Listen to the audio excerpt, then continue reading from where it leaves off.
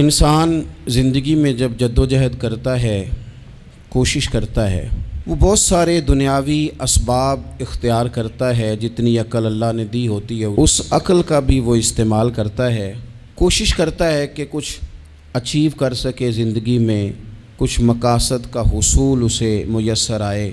عزیز بھائیوں، ایک بات اپنے ذہن میں اچھی طرح بٹھا لیں اور لکھ لیں کہ زندگی میں جو کسی بندے کو کامیابی حاصل ہوتی ہے وہ رب تعالیٰ کی مدد سے حاصل ہوتی ہے۔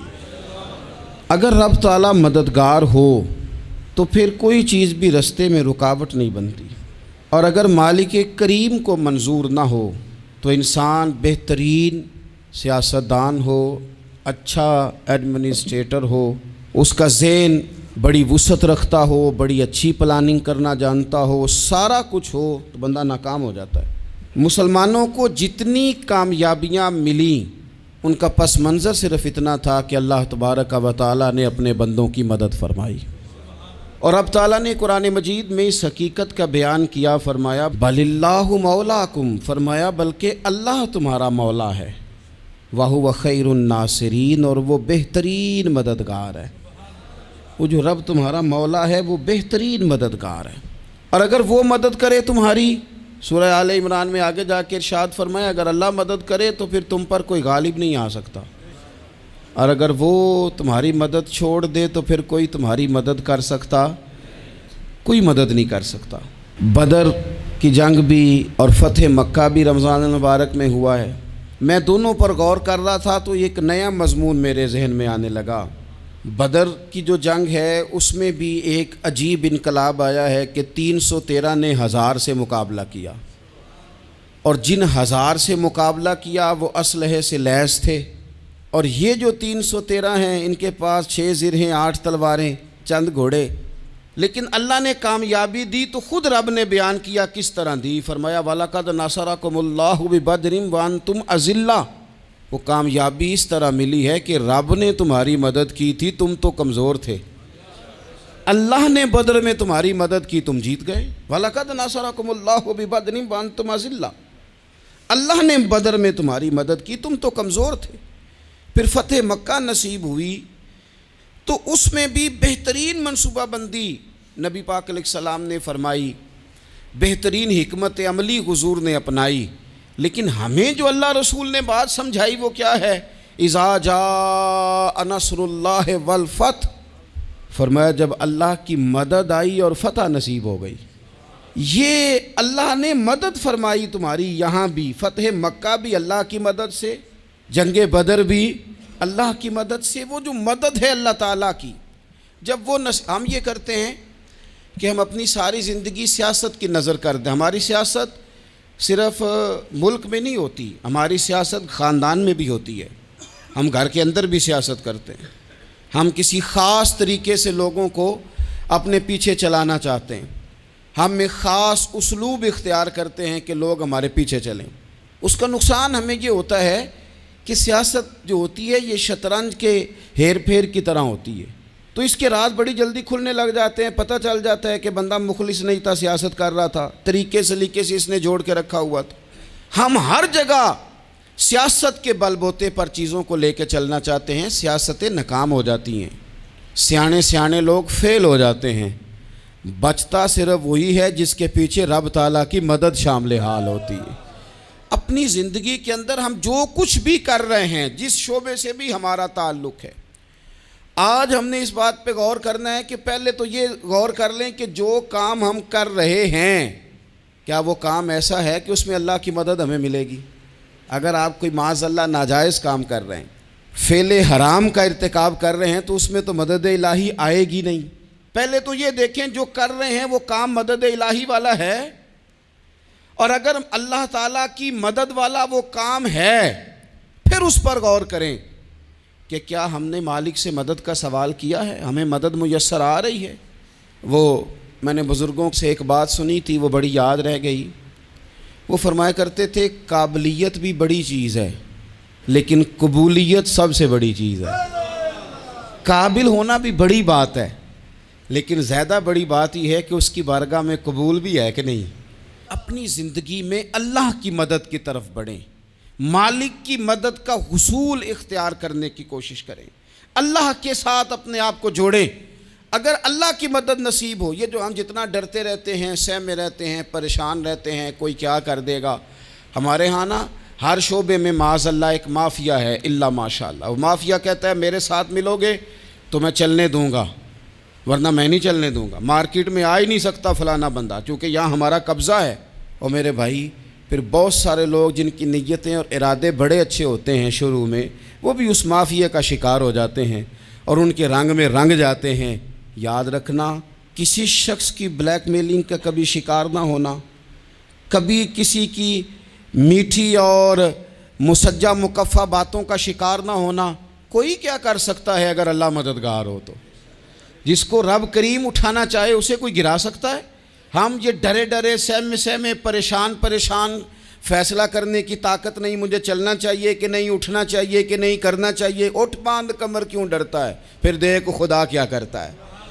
حضرت عبداللہ ابن عباس فرماتے ہیں میرے نبی پاک علیہ السلام نے میری تربیت فرمائی، حضور نے میری تربیت فرمائی، اور محبوب پاک علیہ السلام نے فرمایا عبداللہ یاد رکھنا، یہ نوجوان دوست میری بات لکھ لیں، پریشان لوگ میری بات لکھ لیں، جن کے پاس قوت فیصلہ نہیں وہ اس بات کو لکھ لیں۔ حضرت عبداللہ ابن عباس فرماتے ہیں میرے نبی پاک علیہ السلام نے مجھ سے فرمایا تھا عبداللہ سن، اگر ساری دنیا مل کے تیرا کوئی نفع کرنا چاہے کر نہیں سکتی جب تک میرے رب کی رضا نہ ہو، اور فرمایا ساری دنیا مل کے تیرا کچھ بگاڑنا چاہے تو عبداللہ بگاڑ نہیں سکتی جب تک رب کریم کی حکمت کا تقاضا نہ ہو۔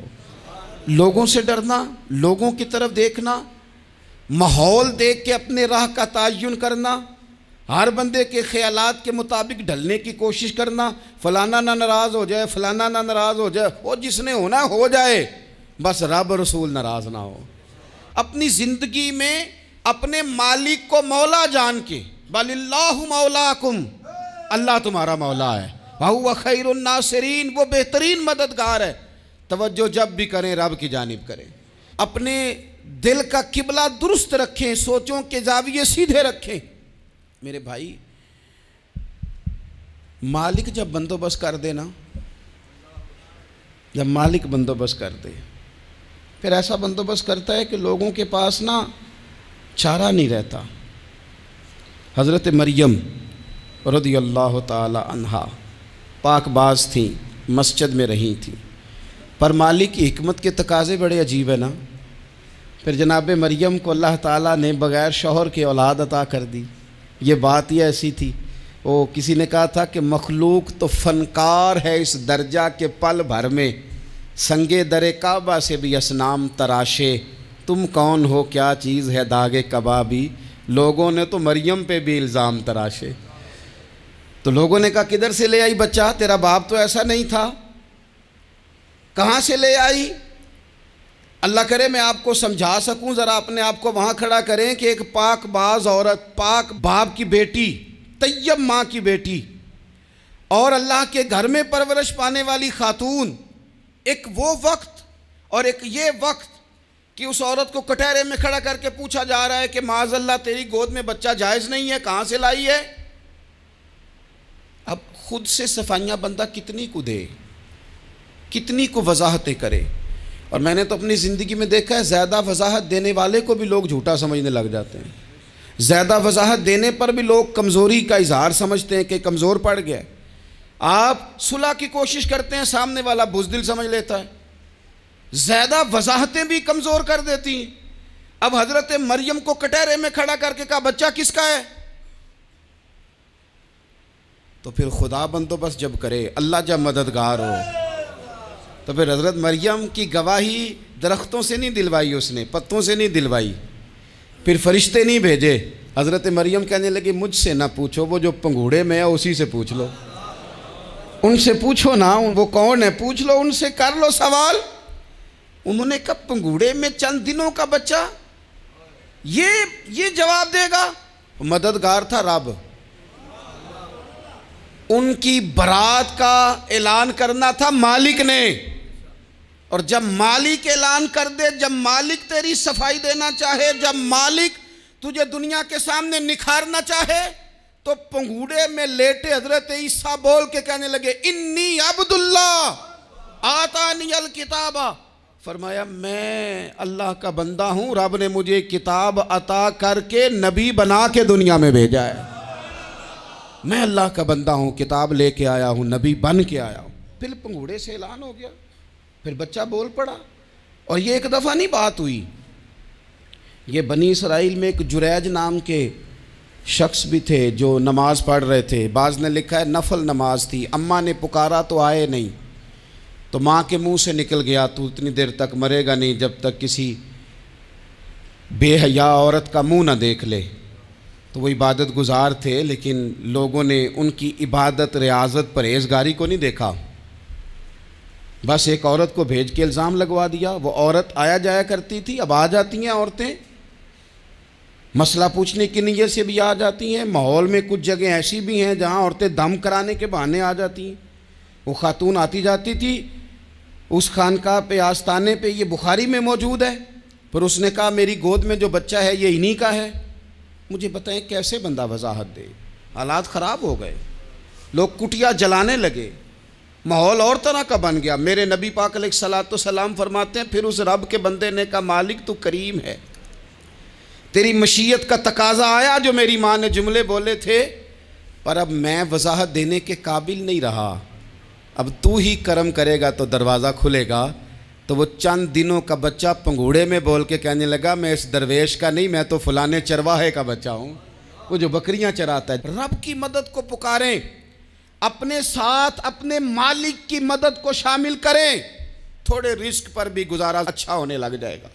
سارے لوگ آپ کو گرانے کی تدبیریں کر رہے ہوں گے اور مالک آپ کو عزتیں عطا فرما دے گا، اس کی بارگاہ سے حکمت کا تقاضا اور ہو جائے گا۔ ہم نے ساری زندگی لوگوں کو راضی کرنے میں گزار دی، ساری زندگی بڑھاپا آ گیا بچوں کو پالتے، اور بچوں نے آخری عمر میں کہہ دیا ابا اگر کوئی ڈھب کا کام کر لیتے تو آج ہمارے دن بھی پھر نہ جاتے۔ ساری زندگی گزار دی بہن بھائیوں کو راضی کرنے میں، ساری زندگی گزار دی ذمہ داریاں اٹھانے میں، ان کو 99 دفعہ دیا، ایک دفعہ نہیں دیا تو انہوں نے کہہ دیا تو نے تو کبھی دیا ہی نہیں، تو تھا ہی نہیں۔ ساری زندگی محلے داروں، علاقے والوں کو راضی کرنے میں گزار دی، اور میں نے ایسے لوگ بھی دیکھے دین کے لیے وقت گزارا، لیکن جب بڑھاپے میں دانت کام نہ کرتے تھے تو وقت کے مفتیوں کو بھی مسجدوں کی کمیٹیوں نے کہہ دیا اب آپ کی سمجھ نہیں آتی، ہم نے خطیب کو یور رکھنا ہے، نہ دیکھو دنیا کی طرف، دنیا رلا دیتی ہے، نہ راضی کرو بندوں کو، بندے تھکا دیتے ہیں، نہ پیچھے بھاگو ہر وقت دنیا داروں کے، یہ انسان کو کمزور کر دیتے ہیں۔ وہ تو کریم ہی بڑا ہے، 2 آنسو زمین پر بعد میں گرتے ہیں، بندے کے گناہ سارے پہلے معاف فرما دیتا ہے۔ اللہ کی مدد کا حصول، اپنے مالک کی مدد کی طرف بڑھنا، آپ کو بدر کی جنگ بھی یہی درس دے گی، آپ کو احد کا میدان بھی یہی سبق دے گا، فتح مکہ بھی یہی سبق دے گا۔ میرے دوستو جب رب مدد فرمائے، جب اللہ مددگار بنے، دوستوں سے ایک بات اکثر کرتا ہوں، میں کہتا ہوں کہ جتنے درد سے آپ امیر کو اپنی کہانی سناتے ہیں نا، اور جس طرح آپ کے آنسو بات کرنے سے پہلے گر جاتے ہیں کہ غریب ہیں، بچیاں ہیں، کاروبار نہیں، او میرے سنگیو، اس سے آدھے آنسو اپنے رب کی بارگاہ میں بکھیرو، اس کے حضور عرض گزار ہو جاؤ، اس سے طلب کرو۔ ایک وقت انسان پر زندگی میں ایسا آتا ہے کہ اسے یوں محسوس ہوتا ہے کہ میرا سایہ بھی ذرا سا پیچھے ہٹ گیا ہے، اسے یوں لگتا ہے کہ میں کسی سہارے پہ ہاتھ ڈالتا ہوں تو وہ بھاگ جاتا ہے مجھ سے، لیکن مالک کی بارگاہ ایسی عظیم بارگاہ ہے، رب رسول کے آستانے اتنے بڑے ہیں کہ آپ جب وہاں کشکول طلب دراز کرتے ہیں تو جھولی پھیلانے میں دیر لگتی ہے، ان کو بھرنے میں تو کوئی دیر نہیں لگتی۔ ہم نے اپنا سوچ کا قبلہ ہی دنیا کو بنا لیا ہے۔ یہ جو اللہ والوں کی مدد ہے یہ تو ہے اللہ ہی کی مدد ہے، لیکن یہ جو سیٹھوں کی طرف توجہ کرنا، نوابوں کی طرف توجہ کرنا، دنیا داروں کی طرف توجہ کرنا، اور اپنا مزاج اس طرح کا بنا لینا، یارو گردن کو جھکا دیتا ہے خیرات کا پتھر، جہاں میں مانگنے والوں کے سر کبھی اونچے نہیں ہوتے۔ اور اقبال کہتے ہیں غیرت ہے بڑی چیز جہان تگ و دو میں، پہناتی ہے یہ فقر کو تاج سردارا۔ میں عرض کروں گا کہ اپنی آپ جب توجہ کا قبلہ اللہ رسول کو بنائیں گے تو رب فرماتے ہیں وَيَرْزُقْهُ مِنْ حَيْثُ لَا يَحْتَسِبُ، میں نہ تجھے وہاں سے رزق دوں گا جہاں سے کبھی تیرا گمان بھی نہیں کیا ہوگا، یہاں سے بھی مل سکتا ہے، تو نے سوچا بھی نہیں ہوگا۔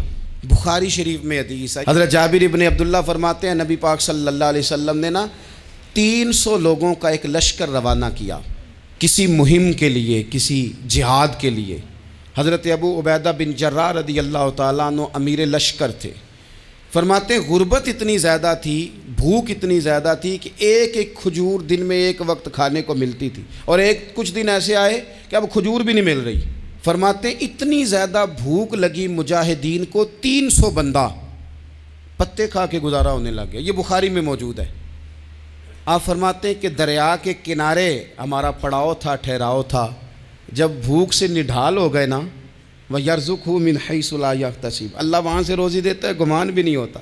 فرماتے ہیں ایک مچھلی اللہ تعالیٰ نے دریا کے کنارے بھیجی، فرماتے ہیں وہ تھی تو مچھلی پر پہاڑ جتنی تھی۔ بخاری میں لفظ ہیں، حضرت جابر ابن عبداللہ رضی اللہ تعالیٰ عنہ فرماتے ہیں 300 آدمی 18 دن تک اس مچھلی کو کھاتے رہے، مچھلی ختم ہی نہیں ہوئی۔ مچھلیاں نہیں، مچھلی کہتے ہیں 18 دن 300 بندہ کھاتا رہا، مچھلی ختم ہی نہیں ہوئی۔ اور فرماتے ہیں کہ اس کی ہڈی نکال کے، کانٹا کہیں گے آپ اپنی زبان میں، کہتے ہیں وہ نکال کے نا تو اس کو کھڑا کیا نا جب، تو اونٹ کجاوے سمیت اس کے بیچ سے گزر جاتا تھا، 2 اس کے کانٹے جوڑے۔ فرماتے ہیں وہ اس کا گوشت ہم کھاتے تھے اور اس کی چربی بطور تیل کے ہم جسموں پہ ملتے تھے، بیماروں کو اس سے سکون آتا تھا، تندرستی شفا ہوتی تھی۔ فرماتے ہیں ہم کھایا بھی ہم نے، اور کچھ لے کے ہم مدینے بھی گئے، اور قربان جائیں نبی پاک نے بھی اس میں سے کھایا۔ ہم نے عرض کی حضور یہ معمہ کیا ہے، یہ ماجرا کیا ہے؟ تو محبوب نے فرمایا تمہارے پاس غذا نہیں تھی، رب نے تمہارے لیے بندوبست کیا ہے، اللہ نے تمہیں دیا ہے۔ مکان شروع کر لیا، ایک صاحب نے وہ مکان بنانے لگے، آپ وہ حساب لگا رہے ہیں، کہتے ہیں میرے پاس اتنے پیسے ہیں، اتنے میں نے فلانے دوست سے کہنا ہے اس نے دے دینے، اتنے فلانے رشتہ دار سے کہنا ہے اس نے دے دینے، اتنے فلانے سے کہنا ہے اس نے دے دینے۔ یہ ساری کاپی بنا کے مکان شروع کر لیا۔ جو روز کہتا تھا نا کوئی حکم ہو جاتے 10 سب سے پہلے اس کو کہا میاں پیسے چاہیے دین، وہ کہندا ہو کل ہی منڈا ٹوریا ہے، کدے تو پرسوں 10 داتے لب جانے سن۔ میں آپ کو اپنے تجربے کی بات بتا رہا ہوں۔ جن لوگوں کا خیال ہوتا ہے نا کہ آپ سٹارٹ کریں فلانا کام، ہم آپ کے ساتھ ہیں، کوئی اللہ کا ہی کوئی نظام ہے، وہ بالکل بھی نہیں ساتھ ہوتے۔ لیکن ایسا نہیں ہے کہ کوئی ساتھ نہیں ہوتا، اللہ تعالیٰ بڑے اسباب پیدا کرتا ہے، وہاں سے دیتا ہے جہاں سے گمان بھی۔ ہمارا یہ ذہن بن جاتا ہے ہم ساری اپنے حساب سے چلتے ہیں، اتنے رشتہ داروں سے اتنے، کون آپ کے ساتھ چلے گا؟ سوال ہی نہیں پیدا ہوتا۔ یہ سارے کام چھوڑ کے سب سے پہلے 2 رکعتیں پڑھو، اپنے رب کی بارگاہ میں، رسول کائنات کی بارگاہ میں گزارشات اور استغاثے پیش کرو، وہاں سے خیر طلب کرو۔ دنیا دار کیا دیں گے، کیا دے سکتے ہیں، کیا حیثیت ہوتی ہے کسی؟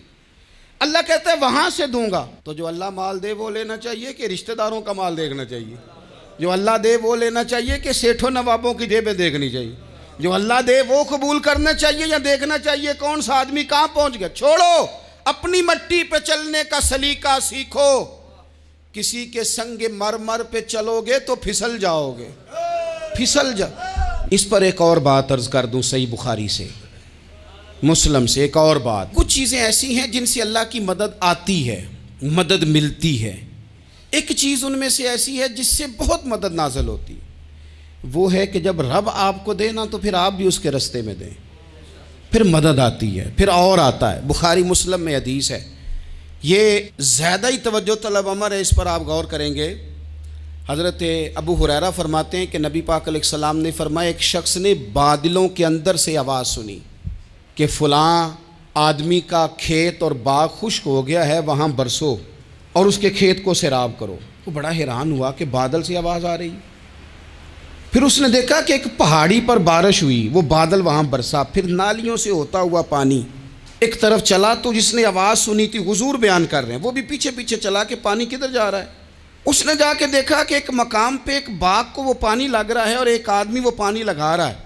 اس نے اس سے پوچھا تیرا نام کیا ہے؟ اس نے کہا کیوں؟ کہنے لگا بتا نا۔ اس نے نام بتایا تو کہنے لگا یہی تو وہ نام ہے جو میں نے بادلوں کے اندر سے سنا ہے کہ فلاں کے کھیت کو پانی دے دو۔ اس نے کہا یار تو کیا عمل کرتا ہے کہ اسپیشل تیرے لیے بارش برسے؟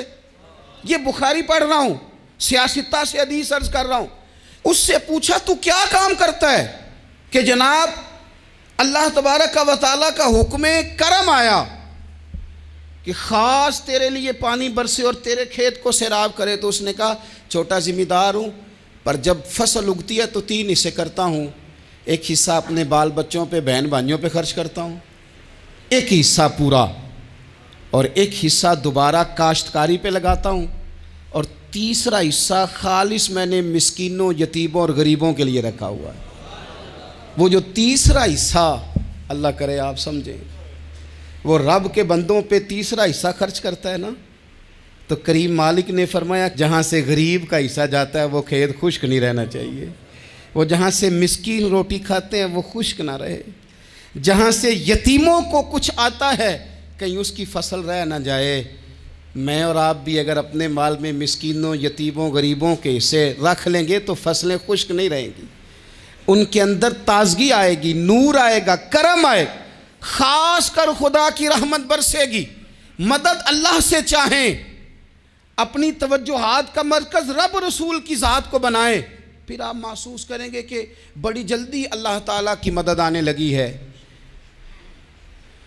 کبھی آپ صرف کہہ دیں نا میرا رب میرے ساتھ ہے، اس لفظ میں اتنی طاقت ہے کہ دشمن ویسے زیر ہو جاتا ہے۔ زندگی میں کسی سے بھی لڑائی ہو تو اچھی طرح سوچ لیں کہ اللہ اس طرف ہے یا اس طرف ہے۔ اگر آپ زیادتی پہ ہیں تو پھر رب مظلوم کی جانب ہے۔ اگر اللہ کی مدد آپ کے ساتھ ہے تو دنیا کی کوئی طاقت آپ کو گرا نہیں سکتی، اور اگر آپ مظلوم کے مقابلے میں ظالم بن کے آپ کھڑے ہو گئے ہیں اور آپ نے رویہ وہ اختیار کیا ہے کہ جس میں مدد نہیں آئے گی، تو پھر یاد رکھ لیں کہ آپ کوئی بھی ہیں، کہاں بھی ہیں، آپ کمزور ہیں۔ طاقتور تھے ابتدائے اسلام میں، ظاہری طاقت تھی کفار مکہ کے پاس، وہ ڈنڈوں سے مارتے تھے غریبوں کو، ان کے ہاتھوں میں ڈنڈے تھے، پر خدائی طاقت ان مظلوموں کے ساتھ تھی۔ صاحب زرقانی نے لکھا ہے حضرت زنیرہ رضی اللہ تعالیٰ عنہ ایک لونڈی ہیں، غریب ہیں، ماڑے دا کی کام محمد نس جانا یا رونا، غریب سادی بی بی اور لونڈی کنیزہ، ایک مشرک کی کنیزہ تھی، انہوں نے کلمہ پڑھ لیا، وہ ڈنڈوں سے مارتا، دروں سے مارتا، تکلیف دیتا۔ حضرت زنیرہ رضی اللہ تعالیٰ عنہ کو اتنا مارا، اتنا مارا۔ اب آپ ایک اور پہلو پر بھی غور کریں، مار بھی پڑ رہی ہے پر خدا ادھر ہی ہے، اللہ کی مدد ادھر ہی ہے۔ رب کہتا ہے کہ پہلے تو صبر کرنا، ان اللہ مع الصابرین، تو صبر کرے گا تو پھر رب کی معیت ملے گی، ذرا ٹھہرنا، تو تھوڑا ڈٹنا۔ ان الذین قالوا ربنا اللہ ثم استقاموا تتنزل علیہم الملائکہ، تو کہے اللہ میرا رب ہے، پھر تو پہلے ڈٹ، پہلے تو نے ڈٹنا ہے۔ ثم استقاموا، جو ڈٹ گیا، تتنزل علیہم الملائکہ، ڈٹنے والے کے لیے مدد آتی، پہلے تھوڑا ٹھہرنا پڑتا ہے، پہلے تھوڑا صبر کرنا پڑتا ہے، حوصلہ کرنا پڑتا، اس کے بعد مدد آتی۔ مار پڑ رہی ہے، مارا جا رہا ہے حضرت زنیرہ کو، ان کا مالک جو ہے ظاہری آقا وہ مار رہا ہے، یہ کنیزہ ہے، اتنا مارا اتنا مارا، ان کی بینائی چلی گئی، نظر آنا بند ہو گیا۔ ابو جہل آیا اور کہنے لگا زنیرہ دیکھا نا ہمارے بت تیری آنکھیں لے گئے، معاذ اللہ، لات و منات ہمارے بتوں نے تجھے اندھا کر دیا۔ اب ایسا نہیں ہے کہ بی بی روتی جا رہی ہے، روتی جا رہی ہے، مایوسی مایوسی، معاذ اللہ، پریشانی، غریبی بڑی ہے، پوچھنے والا کوئی نہیں، یہ باتیں نہیں۔ کیا جملے ہیں خاتون کے، کیا لفظ ہیں۔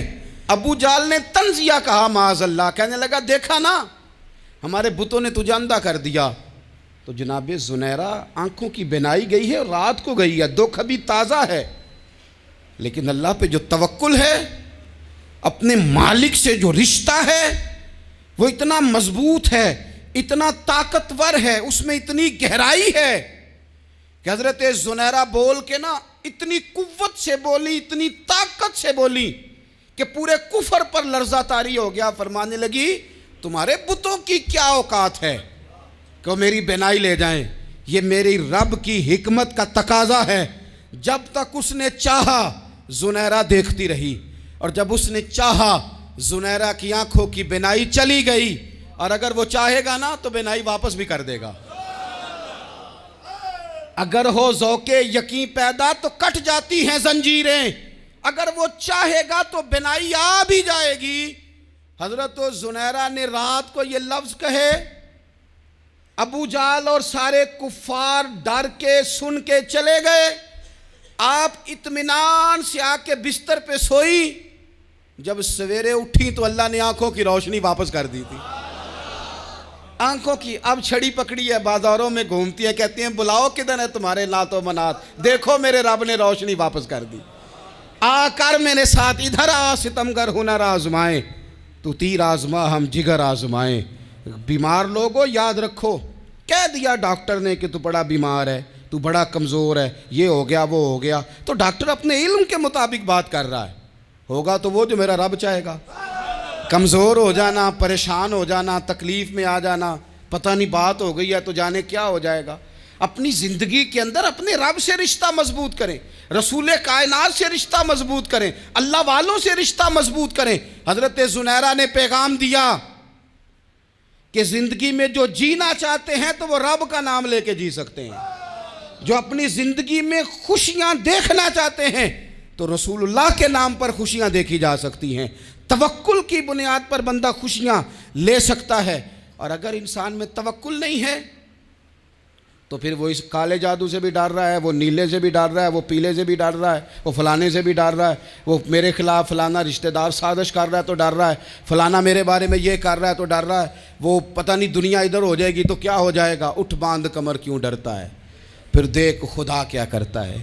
تو اس ساری گفتگو کا نچوڑ آپ کو یہ عرض کیا ہے، سب سے پہلے تو یہ کہ میدانوں میں مدد بھی اللہ کی، رزق میں مدد بھی اللہ کی، فصلیں خشک ہوں تو مدد پھر بھی اللہ کرے، تو پھر ساری مدد، اور اگر انسان بیمار ہو تو پھر بھی مدد اللہ کی۔ تو اپنے اللہ کی جانب توجہ کو بڑھائیں، آپ اللہ سے مدد کے سوالی بنیں۔ ترمذی کی ایک حدیث ہے، میں آپ کو زندگی کا تجربہ بتاتا ہوں کہ جب میں بڑا پریشان ہوتا ہوں تو یہ والی روایت کھول لیتا ہوں، مزہ دیتی ہے۔ میرے نبی پاک علیہ السلام نے فرمایا اپنے دکھ سیٹھوں نوابوں کو نہ کہنا، مالداروں کا نہ کہنا، ورنہ اللہ تمہیں کبھی غنی نہیں کرے گا۔ فرمایا اپنے دکھ اپنے رب کی بارگاہ میں عرض کرنا، جلدی کرے یا دیر سے کرے اللہ تمہیں لوگوں سے بے نیاز کر دے گا، اللہ تمہیں غنی کر دے گا۔ رات کو بیٹھو نا اس کی بارگاہ میں، اسے دکھڑے سناؤ، چھوٹی چھوٹی باتیں۔ حضور نے فرمایا نمک بھی مانگو تو رب سے مانگو، چھوٹی چھوٹی بات سے شروع کرو نا۔ جب بندہ شروع کرتا ہے نا چھوٹی چھوٹی چیزیں تو بڑی ساری چیزیں یہ اس طرح ہوتا ہے جیسے بندہ رب سے گفتگو کر رہا ہے، مالک مجھے یہ چاہیے، مالک میں یہاں کمزور ہوں، اللہ میں یہاں پریشان ہوں۔